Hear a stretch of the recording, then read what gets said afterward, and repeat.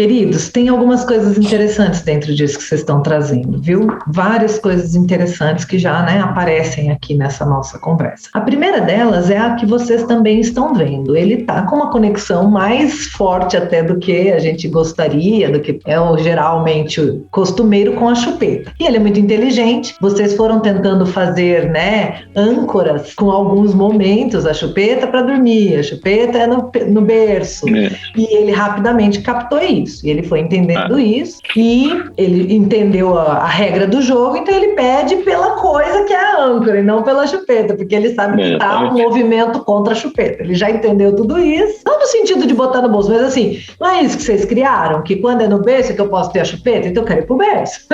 O que a gente precisa pensar? E também por que olha para a mãe e quer a chupeta? Porque sabe que a mãe cede. Então isso daí é uma coisa também, ele sabe exatamente com quem que ele vai fazer manha, fazer coisa de dó, fazer coisa de pena. Isso também nos diz alguma coisa importante. É bem importante a gente cuidar disso. Por quê? Eu costumo dizer que cada um de nós precisa ser completo na lida com a criança. Eu não posso precisar que a firmeza esteja no outro. Eu preciso do outro, que o outro é a firmeza. Eu preciso de alguém, porque alguém consegue fazer isso que eu não consigo. Não, a gente tem que ir buscando aquilo que nos falta. Senão a gente é só meio mãe ou meio pai. E o problema é que isso vai ser ruim para a criança. E ele vai crescer e ele vai ficar muito bravo com a gente, porque a gente não foi firme, porque a gente não colocou as orientações que ele precisava. Isso dá ruim.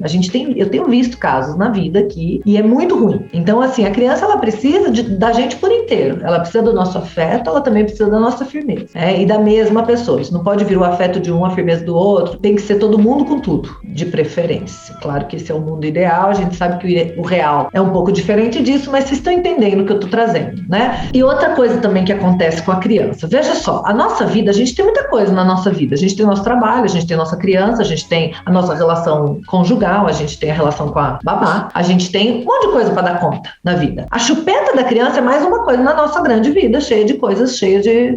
Para uma criança de 2 anos, a chupeta é a única coisa da vida. E aí, quando eu que tenho 200 mil coisas para fazer, dou esse foco todo que nós aqui estamos dando para a chupeta, aí ele se agarra naquilo. Esse já é o único negócio que eu tenho.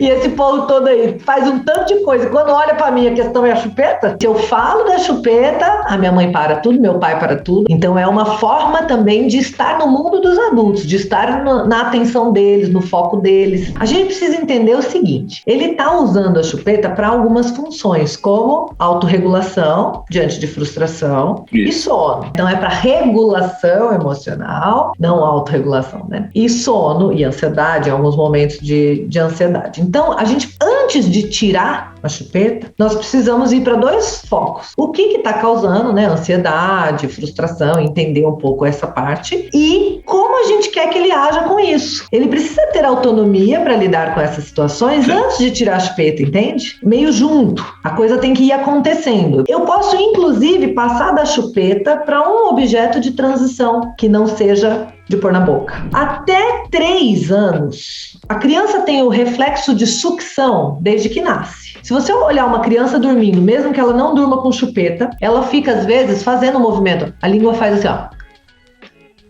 Ela vai para o céu da boca até os 6 anos. A primeira infância todinha, a criança tem esse reflexo de sucção. A chupeta, especificamente, até 3 anos. 3 anos é o período que Montessori fala mente absorvente e inconsciente. É a hora que ela ainda não tem a consciência muito desenvolvida sobre tudo. Ela está só absorvendo.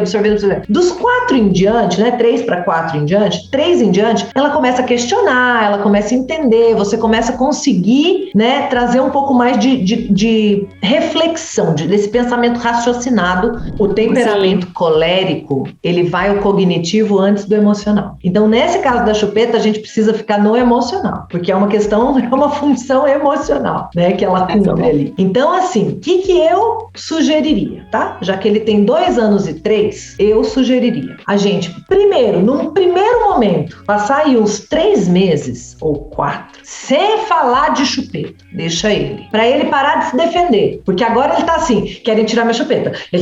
Eu não vou sair do berço, eu faço xixi no berço, porque senão eu vou perder minha chupeta. Eu tenho que ficar atento, prestando atenção, o foco é a chupeta. Então, eu neutralizaria o território. Pararia de falar de chupeta, tiraria o foco dessa questão, deixa ele, se ele quer, ele pega, se ele não quer, não pega. Não falo dessa questão. Nem menciono. Se ele pede, eu alcanço, se eu precisar alcançar. Se tiver o alcance dele, você fala, pode pegar. E deixa ele com a chupeta dele. Depois de uns 3, 4 meses, eu começaria a fazer um preparo para o próximo aniversário, de 3 anos. De assim, coisas de bebê, coisas de criança. O que é coisa de bebê?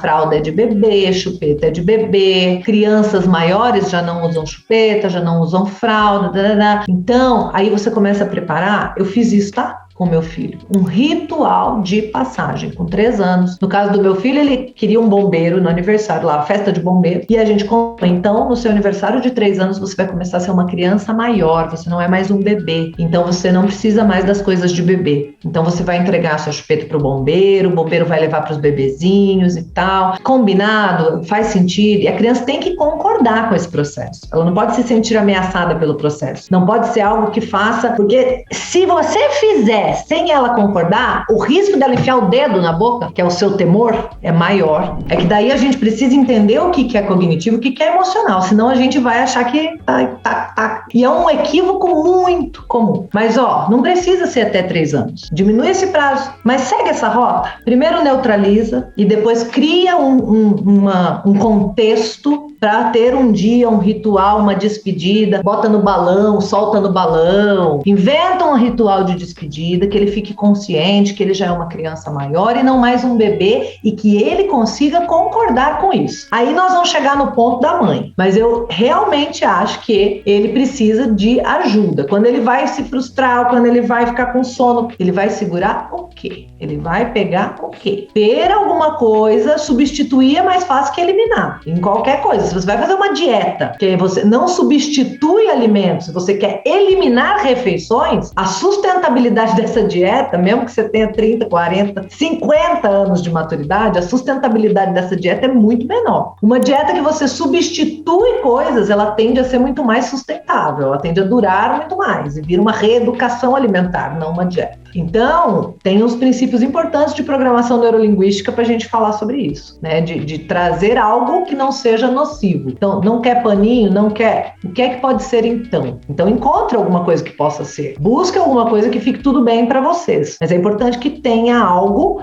O que é o substituto? Que provoca o mesmo benefício do negócio em si, sem os malefícios. Então, se o paninho para você tem os malefícios, então não é o paninho, acha outra coisa. Mas algum lugar que ele possa ir, alguma coisa que ele possa fazer quando se sentir frustrado, né? Qual vai ser? O que você quer que ele faça? Você não quer que ele pegue a chupeta? Você quer que ele faça o quê? Então, coloca alguma coisa nesse lugar e aí, uma vez tomada a decisão, uma vez feito esse processo com ele, uma vez chegar o momento do ritual, aí, minha filha, pode ter 1, 2, 3 noites de choro, mesmo assim. E aí nós temos que aguentar e ser forte, porque nós estamos fazendo algo bom para a criança, né? Ajudando ela a se desenvolver, crescer e amadurecer. Existe uma coisa aí que a gente precisa entender. É muito normal essa fase, a criança querer a atenção da mãe 100%. Muito normal, tá? Ela vai tomando consciência e vendo que a mãe divide, e ela não quer dividir. Então, acontece. Aí a gente precisa entender como conduzir isso de forma que não fique vicioso, né? Que ele não fique,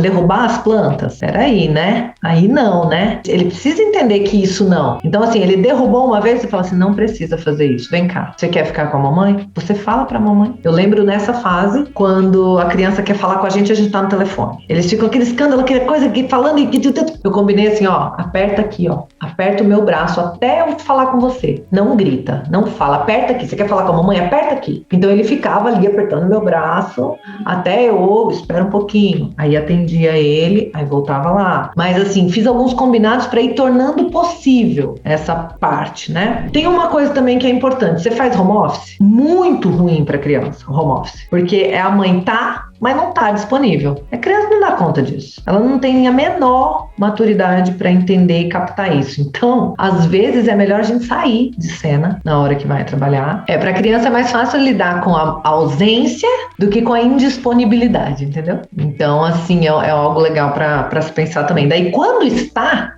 mesmo disponível para ele poder não precisar derrubar coisas e... Enfim, com relação às plantas, o legal era a gente envolvê-lo no cuidado. Então, são coisas que, você quer mexer na planta? Aí você recolhe, se estiver no chão. Vamos fazer uma coisa que faz bem para a plantinha. Aí pega um algodão, umedece um pouquinho, fala, olha, vamos limpar as folhinhas dela, porque elas respiram pelas folhas e você vai ensinando enquanto isso. E aí você, cuidado, tem que ser com bastante carinho, bem delicado, senão a gente quebra a folha, né? E pode ajudar, isso pode funcionar. Já que ele está querendo mexer na planta, que esteja de um jeito bom, que faça bem. Na planta a gente não joga, na planta a gente põe água, a gente limpa as folhas. É legal também, é uma coisa que a gente vê, por exemplo, em escola Montessori. E toda sala de aula tem planta. A gente precisa fazer um condicionamento neuroassociativo, né? Então, assim, terminou o que ele queria, ele começa a jogar, na hora que a gente vê, não, terminou aqui,